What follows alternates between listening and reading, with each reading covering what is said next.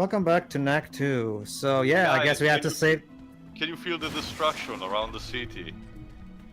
Yes, time to once again save the city of nameless people that we don't know anything about and therefore have no reason to care. Again, in the first game at least you felt at least damage to the city was given with, palaces in ruin and everything. Here, it's just like some street punks are just breaking some lamps here and there. Yeah. Well, someone's got to do it. Here we go. Also, that sword is way too cruel to be in the hands of an enemy. Again, why do you need to do this to us, Mark? To be wait, fair, is that sword drawing our energy away? No, it's I don't just think so. sword. It looks like it was drawing energy into it, almost as if so much is going into his vicinity would hurt him. It is charging energy, but it's only for the purpose of a charge attack. On its own, it's not draining energy for Knack. There we go. Again, a multiplayer tag to this shouldn't be that hard to do, and I'm guessing they were planning on doing something like this. Hell, maybe for Knack 3 we'll actually get these fucking multiplayer mode.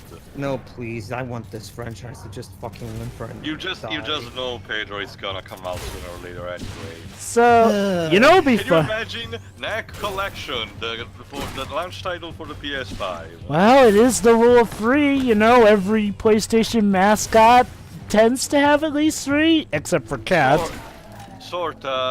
Infamous got a third title that's a sequel, yes, but for some reason they dropped the number and they named it Infamous Second Son. Well, no, I know that. What I'm saying is, like, well, from what I recall, Infamous was never really considered a contender for PlayStation mascot, though.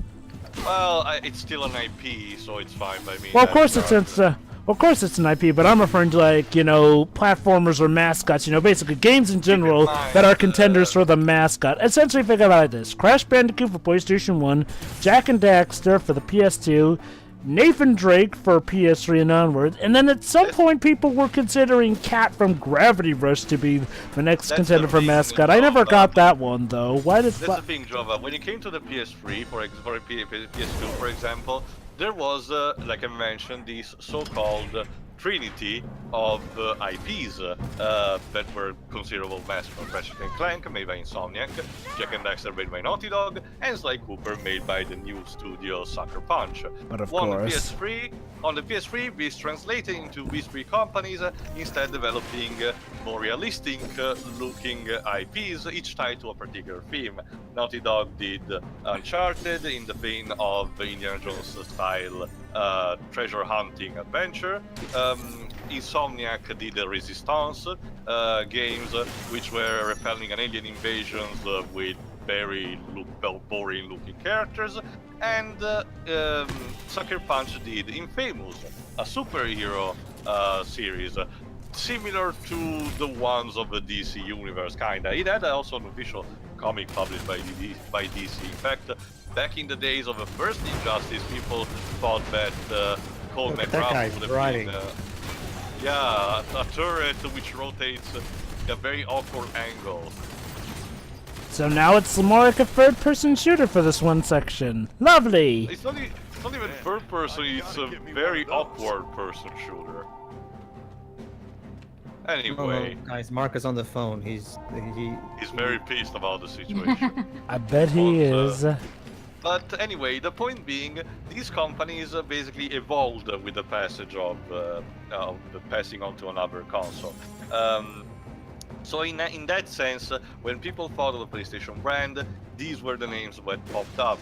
So while not having an official serious mascot like, say, Microsoft had Master Chief and Nintendo had Mario, they were still names that were associated. Sony was never about having a single proper mascot, but more like having a group of IPs that people could recognize. Oh, I know that whole story, too. Oh, no, trust me, I know that whole story. What I'm talking about is, like, well, what was popular enough and considered the face of Sony, because if there's one thing Sony has gone with, though, it's going with the faces, because, okay... in that case, Jova, for a while, the faces was, for some reason, Sackboy for Little Big Planet.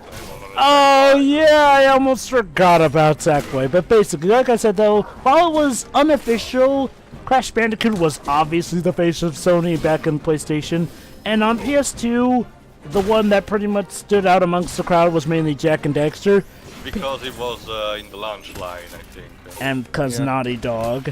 And of course, with PS3, Nathan Drake would become the face of it. The weird thing is, like, with PS3, we'd go through several different contenders, though. But yeah, usually that what was... That was also because of the rough launch first years of the PS3. The first couple of titles were far from impressive. Again, the whole giant enemy crab meme from Genji Tales of a Blade, to give an example. But also stuff like Heavenly Sword, trying to replace a bit God of War and looking very miserable for it. The game aged badly to my eyes, but even when I played it a lot of years ago, it still did not impress me. The fucking 6-axis controls me fucking died. The thing... I don't understand why they're still used, but the thing with the PS3, and kind of the thing that's been Sony's issue ever since, is like, well, Sony made the stupid mistake of thinking, hey, just because we're on top of the world, that means everyone will change what the trends we want to go to. Not so, because, well... Yeah, of course, you've probably seen plenty of documentaries about how the PS3 was, well, it still is Sony's Xbox One. In the sense that, like, well, okay, they kind of ditched the whole cartoony stuff way too much, so of course they were scrambling for eventually a mascot because they saw that Nintendo and Microsoft were kind of doing better, so they thought, hey, we need a mascot of our own. So first that was Nathan Drake, and I can kind of see why. Although Nathan Drake, while a nice protagonist, wasn't what a lot of people considered a face. So eventually they moved on to Sackboy, and well, okay, let's be quite honest. More kid-friendly and everything. But to be fair, the other major contender would have been the Invisimals. No, the Invisimals, because again, children's toys and everything. But it did not catch on as Sony wanted to. Yeah, see, here's the thing about Sackboy, though. Sure, Sackboy was kid-friendly, but being kid-friendly alone was not gonna cut it. Sackboy is one of those stupid things where people think, oh hey, something's cartoony and whatnot, that means they'll like it like they like Nintendo or stuff, forgetting that Nintendo doesn't sell just because they're kiddie or whatnot. So, after that came quite an interesting pick, Kat from Gravity Rush. Which, again, she was a weird case, and like, well, she was supposed to be the face of a PS Vita, but we know how that went well. So, yeah, so again, some people tried suggesting that she'd be the face for Sony.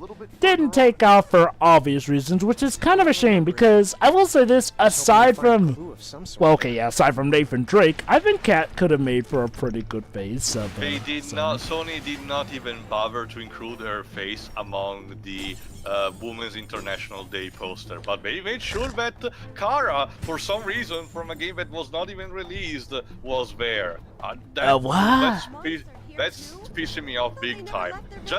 Why? Because she was from a game made by Western company. Sony doesn't like Japan at the moment. Nice. Well, no, I'll say more at the end of his cuts. All right, yeah, there's a story. Right. Time for another new move out of your ass.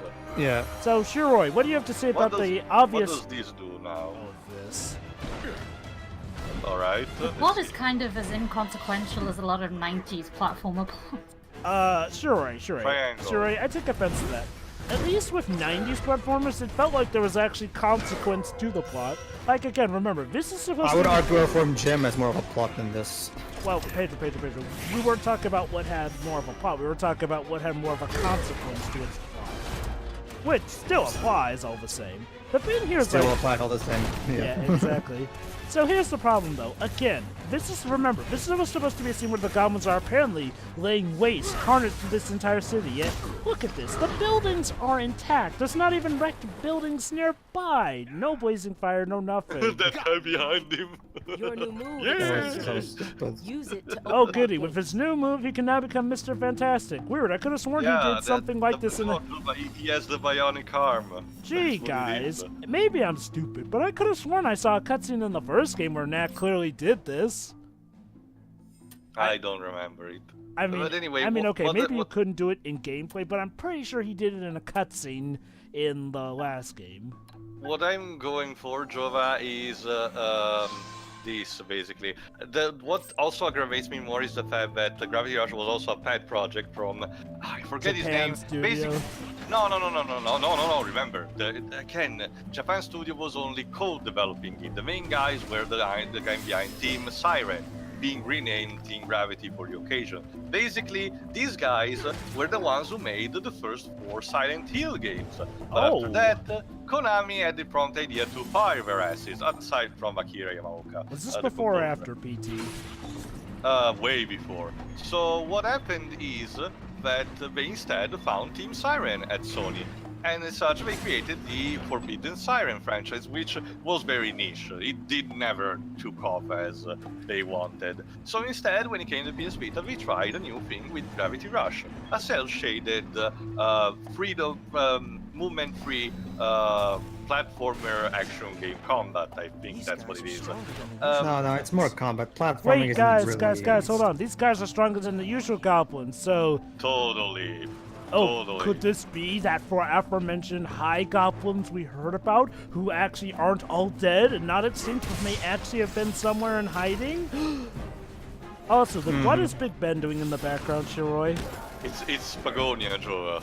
We're actually in Spagonia. Okay. No. Sorry, Pedro. It's nighttime. You gotta so use know the what that night means. rooftop Ta-da, run. ta-da, ta-da. Yeah, it's nighttime and You it's a know battle. what? You know what? As annoying as... Okay, I will take hearing the Werehog battle theme over pretty much the entirety of this game soundtrack. Because this is Yeah. completely plotted. It has no sound- content.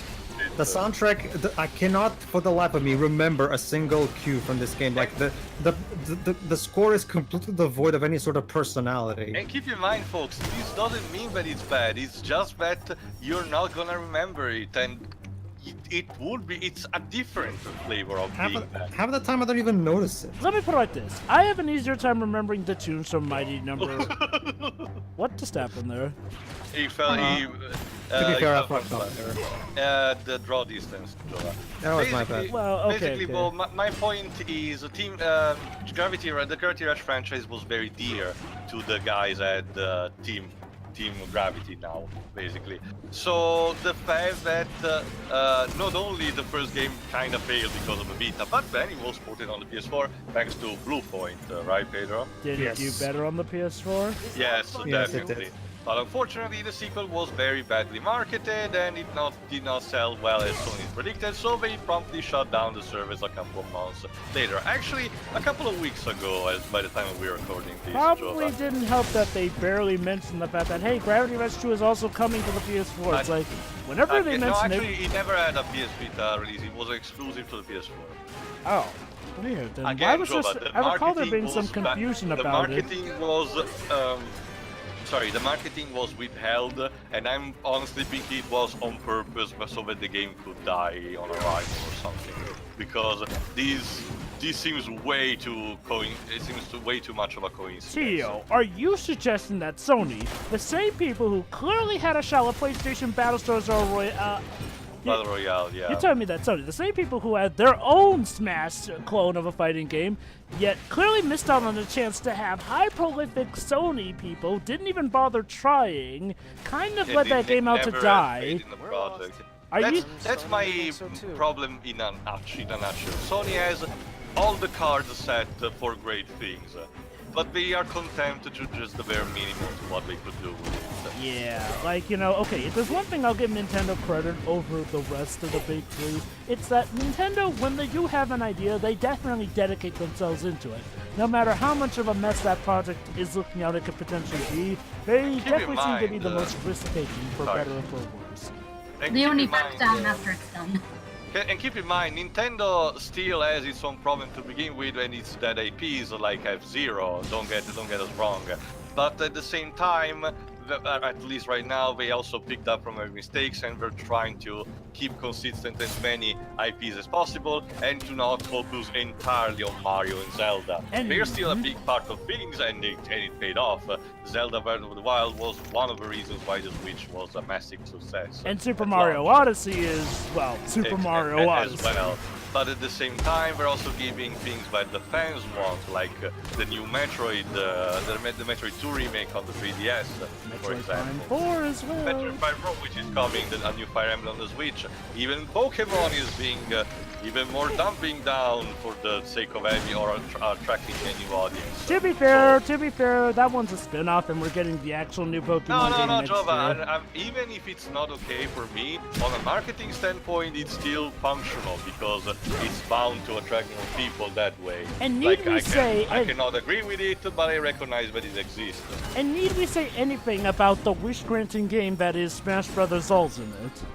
Yeah, that as well. But again, this is also an occasion where you have competent people tied on the project, and the company of, in this case, Nintendo, actually backing things up.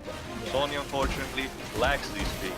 And while there are people on the different studios that have amazing ideas and concepts that they can work with, only a few selected of them actually get their wishes granted and actually manage it to come through. And for some reason, David Cage has to be one of them. I mean, I think the sad thing was like, well, Gravity Rush never got the amount of chance that Quantic Dream got. As in, okay, if Gravity Rush actually got its fair shot. Oh, hold on, cutscene. Right, the story. Let's do this. All right, is Gandahar nearby? I've gotten completely turned around here. What does Climb that to the mean? top of the clock tower, and you'll see the museum. Okay, so we need to go King Kong from this shit. Let's find a way in. The clock tower. There we go.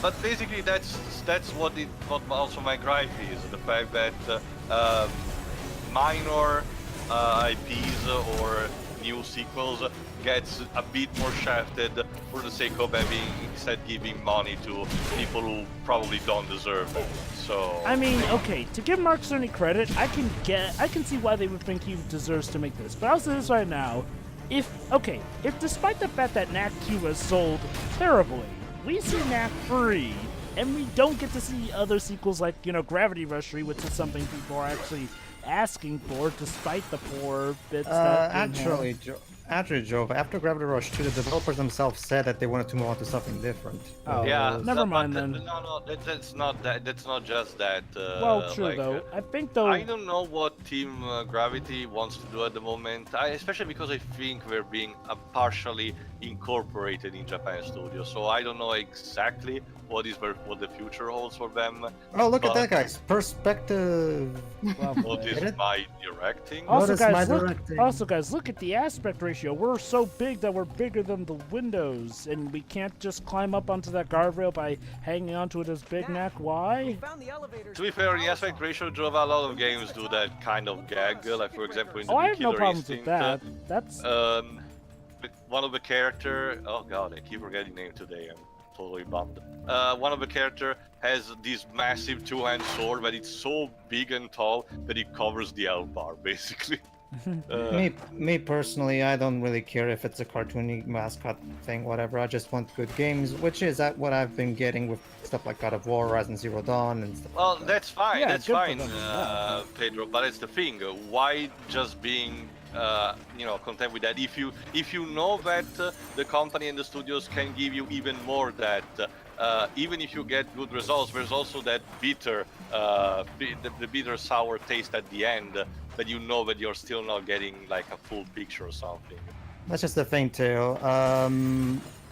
I don't particularly care much for the Jack and Daxter series. No, I don't wait. speak about I don't that. think that's what has to do with this. The problems that I may have personally with Naughty Dog are a completely different thing on my own, but I don't want to keep away from this argument for the sake of objectivity. Yeah, I think the main point that he was raising, Pedro, was like, well, the problem with Sony is like, well, they don't give everyone the fair chance that they should. I mean, sure, they claim they do, but there are clearly some cases where they kind of leave a game just hanging. What now? Oh, we need to. Let me You guess. see, Mark played Sonic Unleashed, and he wanted this as well. And now we get the Majestics upbeat music. Also, speaking a bit about the guys behind the Gravity Rush, just a thought. Basically the main guy behind Silent Hill actually now works at Sony, and now also Kojima works at Sony with PT. Nitro had suggested, why don't they both put together make an horror game actually, because that would have worked so better. But, Maybe. Thanks, Knack. Oh, hello. Wait. We hunted down some parts for you while we were waiting. I'll consider it. Huh. But at the very Thanks, least, like buddy. I'm okay for the fact that they found an excuse to not teleport them. That said, though, Top of we're the back tower. to slightly smaller Knack. There's the museum. Yeah. Also, We- okay, seriously. If ever there were a time to show some carnage or wreckage going on, it would have been when we were at the highest point in the Yeah. tower, that being the clock. But now, again, look at this. Zeroid, do you see any bouts of damage around? Or destructions No. rising from the building. Go back to a previous point though. That's a thing, Shiroi. You were talking about consequence. Let me just tell you this right now. Terror already knows what I'm talking about. I don't know if Jova Right. does. Remember that part in the first level of the From Gym where we have to launch a cow and the game wouldn't let us move on without it? Yeah. Let's just say, Shiroi, believe it or not, that will have consequence. Oh boy. Oh. Let's, and that's the sad part, Shiroi. The fact that Earthworm Jim, a game that doesn't take itself seriously at all. In fact, it goes out of its way to do the exact opposite, and yet somehow it has more consequence than story-wise in this game. And Well- that's sad. Well, honestly, that doesn't surprise me because, like, games that are tongue-in-cheek like that, actually, you'd be surprised to see a lot of consequence because they're more okay with having that happen. Again, the problem here is, like, well, it's not even that hard a thing to do. Like, you're right, though, Pedro. Earthworm Jim, a game in the 90s, did more than this game could. I think I could probably guess how that's going to come back to bite us as well. Me too. But I'm gonna wait and see for the surprise. But actually, though, the consequence things also remind me of another thing. I think I mentioned it already a bit, even in a previous or in another commentary. The fact that Sony, in the meantime, also has found another studio to do their own David Cage style games, supermassive games with Until Dawn. Right now, though, they're in a bad spot because the recent game they made, a VR exclusive, was not really that great because. Oh, what a VR is shock! A still in VR, VR Yeah, exclusive. again, VR is still in a very primitive state, so the games that come out for the system, as good as they may be, they look like they're still very short. And basically the best VR games are simply port of pre-existing games like Doom or Resident Evil 7, for Wow. example. It's perfect for horror games, definitely. But again, it's basically just a port. The exclusive games that they have, like say Batman Arkham VR, they're just very shallow. Not only Why that, am but I they don't constantly always look the fighting best. big moves that look like they're way more fun to play as than that? But Pedro, look, you can grab him from a long distance, and does that even do much? Cutscene. Okay. Oh, it's just Oh, this is important actually. to You should establish see that he's one of this. the high goblins. Gonna Very good. look cliche. This is a high goblin. Because of his mark? Uric. Yes. But no one has seen Holy him for hobnobs, hundreds of Batman. years. You mean to Sure tell are me that different the from the ones we ancient find mystical skulking around species the we ruins. have never heard, that we've just now Need to heard take of a is look at actually that. alive? What? So, Ava, do you have anything to say about this matter? Who is this guy? No? Still Ava? no ruins. See where they're heading? The museum. Hey Ava, That's the same idea. one of the primary I legends of your certainly people has now been No. proven false, so you don't Let's have get there anything to first say and see about what they're this? looking for. That's sneaky. There, that's Like- sneaky. Brilliant. Infiltrate the museum. We've I'll had tell literal Xander to plan the flashbacks about change. this. She's into Ava. kinky Hold on. Be careful. stuff. Are Really? we establishing Really? romance? Really? Yeah. Romance between these two out of nowhere? I mean, Really, I think game? he's a I little need too to- young for her, too. I can't need to believe stress the this high out. goblins are This still new look alive. of the character is We need just to hurry. god awful. I don't want Let's to see find a close-ups on this. I don't mind it, but sure. No. I'm I sorry, definitely see Pedro. where Tio's It's coming just from. ugly. It Really is. ugly. I don't get why Honestly, I we- found the character models in the first game to be ugly too. So for me, this is But just it's- Oh, But at nobody's least saying we they can were person. ugly, but these are uglier. The ugliness of the first game is more on a plastic kind of level. This is just pure garbage-looking ugliness. It's like basically, okay. Pretend that Ultimate Marvel vs. Capcom 3 had a bad art style, and then compare that to Marvel vs. Capcom Infinite. I'm only saying it because Ultimate Marvel vs. Capcom 3 had a good art style. It's MVCI that has the trash art use of the style. cell shading, yeah. Here's the thing. With Marvel vs. Capcom Infinite, they try to shade it in a way that makes it look ultra realistic. Like, not just realistic, but ultra and they had a realistic. shitty budget to work with it, so you can imagine that the results were less than impressive.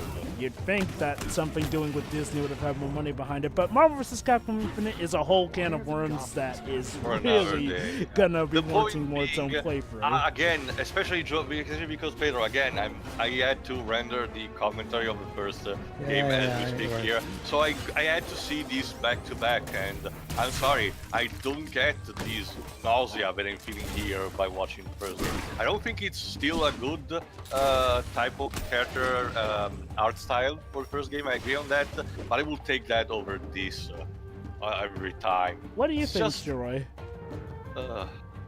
Well, Yeah. Shirei, remember, Shirei, have She's you seen seen- clips from the first game? She saw the review that the review of Dark Lord Shadow Most 1. of it was gameplay stuff, though, so it was quite.